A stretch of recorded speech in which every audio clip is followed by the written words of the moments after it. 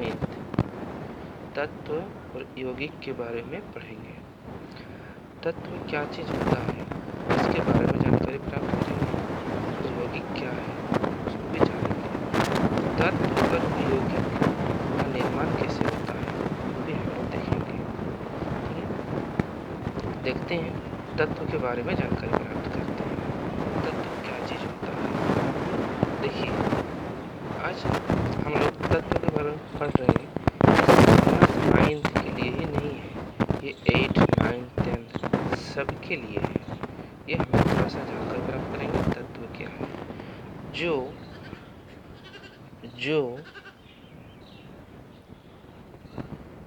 एक ही प्रकार के परमाणु से बना होता है।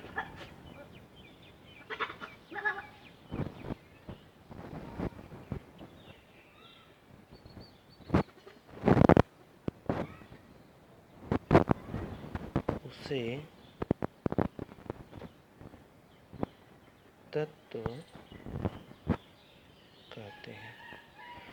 अब इस एक एक लाइन को हम देखें। जो एक ही प्रकार के परमाणु से बना होता है।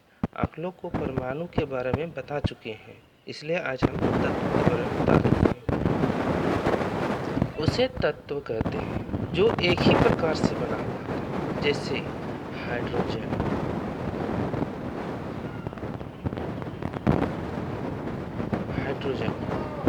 H2। तो हाइड्रोजन जो है वह वातावरण में एक दूसरे को H2 से डोनेट करते हैं। क्यों? ये अकेले नहीं रह सकता है, ये H2 से बना हुआ होता है। जो हम लोग इसका बॉन्ड H ऐसे दिखता है।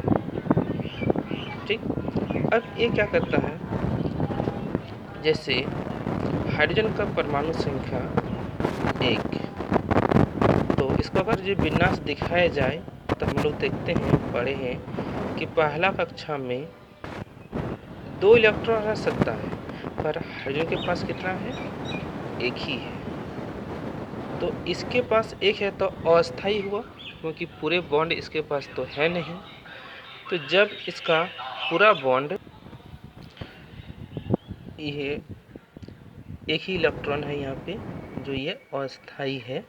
अब यह हाइड्रोजन अकेले नहीं रह सकता है, इसलिए हम लोग पुनः इसको एक और हाइड्रोजन लेते हैं और ये यहाँ पर इसका संयोजकता बाहरी कक्षा में एक इलेक्ट्रॉन, तो आपस में साझेदारी करेगा। तो साझेदारी कैसे करेगा?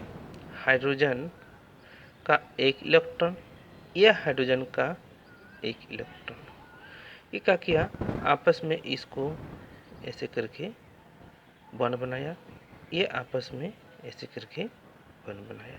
अब हम लोग मैथ में पढ़े हैं कि दो बिंदुओं के बीच कितनी रेखा खींच सकता है? एक रेखा हम लोग खींच सकते हैं। तो देखिए, हाइड्रोजन और हाइड्रोजन के बीच में एक ही रेखा खिंचाया, इसलिए हाइड्रोजन और हाइड्रोजन के बीच में सिंगल बॉन्ड होता है। इसे हम लोग तत्व कहते हैं।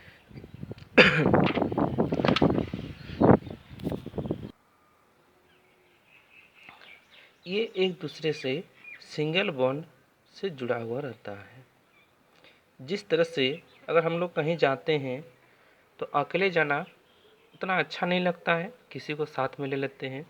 तो उसी तरह हाइड्रोजन के पास एक ही इलेक्ट्रॉन है, ये अकेले रहना पसंद नहीं करता है, इसलिए आपस में 2 लेके चलते हैं ताकि वो आराम से रह सकें। अब रहा दूसरा एग्जांपल लेते हैं हम लोग, क्लोरीन, Cl2। क्लोरीन का परमाणु संख्या होता है 17। यह हो गया। देखिए, इसका इलेक्ट्रॉनिक विन्यास हम लोग देखेंगे, इसका आगे चैप्टर में है इलेक्ट्रॉनिक विन्यास। तो पहले इसको हम लोग जान लेते हैं कि देखिए, पहला कक्षा में ये हो गया नाभिक, पहला कक्षा हो गया 2 इलेक्ट्रॉन। दूसरा कक्षा में रहता है 8 इलेक्ट्रॉन।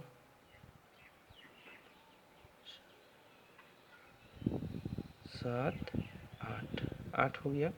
अब देखिए 2 1 2 और 8 10 हो गया। तो ये भी कक्षा पूर्ण हो गया, ये भी कक्षा पूर्ण हो गया। आप लोग को बता चुके हैं कि पहला कक्षा में 2 ही इलेक्ट्रॉन रह सकता है, दूसरी कक्षा में 8 इलेक्ट्रॉन रह सकता है, तीसरी कक्षा में 8 इलेक्ट्रॉन रह सकता है। अब इसके आगे जब इसका कक्षा पूर्ण हो गया तो हम लोग पुनः और एक कक्षा बनाते हैं, जो इस कक्षा में कितना है 1 2 3 4 5 6 7 7, क्योंकि अब गिन के देखिए 17 हो रहा है कि नहीं। 2 8 10, 10 और 8 10 और 7 17, तो 17 इलेक्ट्रॉन हो गया, जो कि एक इलेक्ट्रॉन मेरा खाली रह गया, खाली जगह। तो इसको पूरा करने के लिए क्या करेगा क्लोरीन, क्लोरीन के पास ये साझेदारी करेगा। साझेदारी कैसे कि बोले ये एक दूसरे के आपस में साझेदारी करके बॉन्ड बनाएगा। किस तरह से देखिए, अब क्लोरीन का हो गया कि 2 8 7, ये जो 7 दिख रहा है तो इस 7 में हम लोग को देखना चाहिए 8, तो इसमें तो है नहीं, तो एक ही है, एक कम है इलेक्ट्रॉन। अब दूसरा क्लोरीन लेते हैं तो मेरा इसमें भी वही होगा 2 8 7। 2 8 7 जब इलेक्ट्रॉन लिया गया तो देखिए आपस में क्लोरीन क्लोरीन 12वीं कक्षा में जो रहता है वो आप लोग बोल चुके हैं, उसको समझौता कहते हैं हम लोग। 6 एक इलेक्ट्रॉन 2 3 4 6।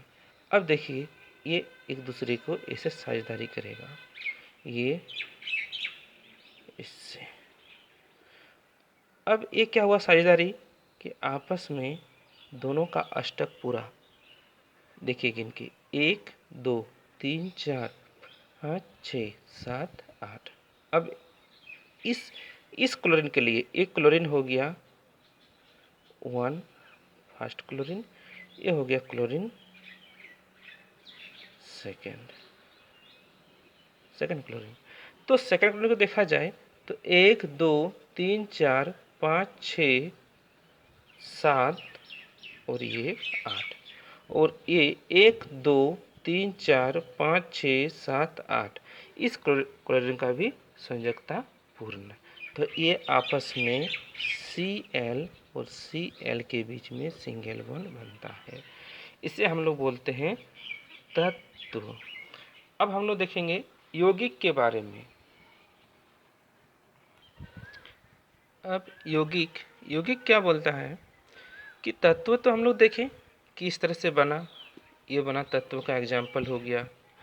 तो हम लोग देखेंगे यौगिक कि तत्वों के समूह को यौगिक कहते हैं। अब देखिए जब 2 या 2 से अधिक तत्व आपस में मिलकर यौगिक का निर्माण करता है। इसका और भी परिभाषा हम लोग बोल सकते हैं कि तत्वों के समूह को यौगिक कहते हैं।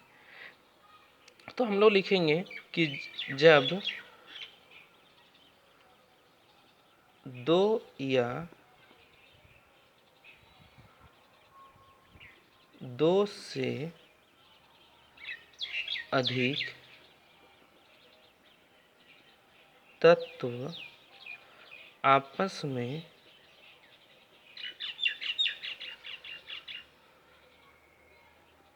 मिलकर यौगिक का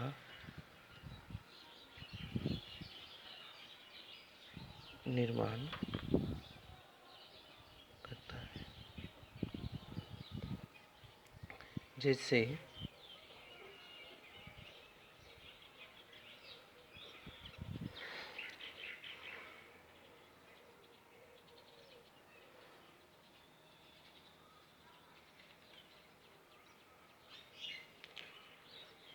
CO2। अब यौगिक CO2 का निर्माण कैसे हुआ इसके बारे में थोड़ा सा जानकारी प्राप्त करेंगे। CO2 हो गया, HCl हो गया, ये तो एसिड है। CO2 कार्बन डाइऑक्साइड हो गया, HCl हो गया, और भी बहुत प्रकार का ऐसे हैं, बहुत प्रकार का होता है, Na2CO3, MgO और भी हो गया MgO। तो इसका निर्माण कैसे होता है उसके बारे में थोड़ा सा जानकारी प्राप्त करते हैं हम लोग। देखिए, कार्बन की संख्या, परमाणु संख्या 6, 2 6, पहला कक्षा 2 इलेक्ट्रॉन, बचा 4। इसको 4 इलेक्ट्रॉन चाहिए तब ये अस्थायी होगा, नहीं तो अस्थायी होना मुश्किल है। तो क्या इसका संयुक्ता कितना हो गया? 2।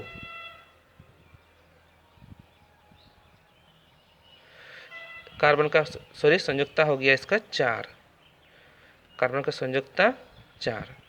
अब ये ऑक्सीजन O, इसका परमाणु संख्या होता है 8। ये हो गया 2 6। इसको चाहिए 2 इलेक्ट्रॉन, इसका संयुक्ता, इसको अगर संयुक्ता बोला जाए तो 4 हो गया, जिसको हम लोग बोलते हैं वैलेंस इलेक्ट्रॉन। और ये हो, इसका भी हम लोग वैलेंस इलेक्ट्रॉन बोला जाए तो संयुक्ता, जिसको बोलते हैं हम लोग हिंदी में संयुक्ता 2। कार्बन का संयुक्ता 4, ऑक्सीजन का संयुक्ता 2। ये अनुपात में है, इसको काटेंगे तो 1, यहाँ पे 2। तो क्या हुआ कि ये इस तरह से, ये इस तरह से, तो ये आपस में क्या हुआ, कार्बन C1O2। तो एक को हम लोग गणित की भाषा में डिनोट नहीं करते हैं, तो हम लोग लिखते हैं डायरेक्ट CO2। अब हो गया हाइड्रोक्लोरिक एसिड का HCl। अभी हम लोग देखें कि हाइड्रोजन का संयुक्ता 1, क्लोरीन का संयुक्ता -1। तो इसमें हम लोग माइनस को डिनोट नहीं करते हैं, डायरेक्ट इसको फॉर्मूला बना देते हैं। तो ये बनाते हैं H1Cl1। तो एक को तो हम लोग डिनोट नहीं करते हैं गणित की भाषा में, तो वैसे ही हम लोग HCl, जैसे X+1 लिखते हैं। तो क्या इसके आगे कुछ नहीं, तो एक तो है गुणांक, तो हम लोग क्या डिनोट करते हैं? नहीं। तो क्या करते हैं? X+1 लिख देते हैं। उसी